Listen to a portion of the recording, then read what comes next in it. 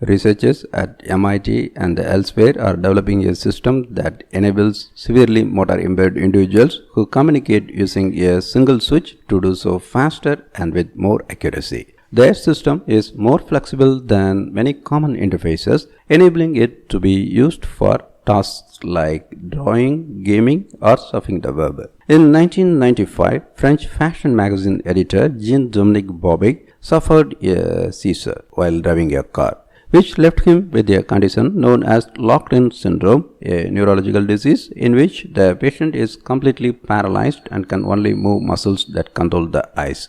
Bobby, who had signed a book contract shortly before his accident, wrote the memoir The Diving Bell and the Butterfly using a dictation system in which his speech therapist recited the alphabet and he would blink when she said the correct letter. They wrote a 130-page book, one blink at a time. Technology has come a long way since Bobby's accident.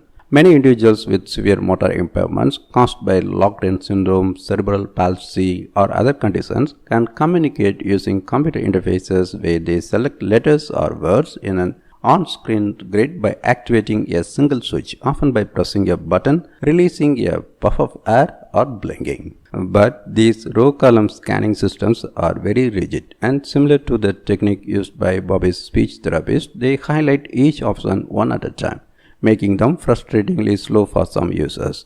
And they are not suitable for tasks where options can be arranged in a grid, like drawing, browsing the web, or gaming. A more flexible system being developed by researchers at MIT places individual selection indicators next to each option on a computer screen. The indicators can be placed anywhere, next to anything someone might click with a mouse. So a user does not need to cycle through a grid of choices to make selections.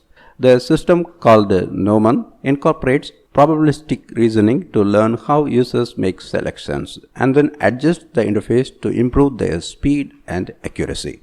Participants in a user study were able to type faster using Nomon than with a row column scanning system. The users also performed better on a picture selection task, demonstrating how Nomon could be used for more than typing. In the Nomon interface, a small analog clock is placed next to every option the user can select. The user looks at one option and then clicks their switch when that clock's hand passes a red noon line.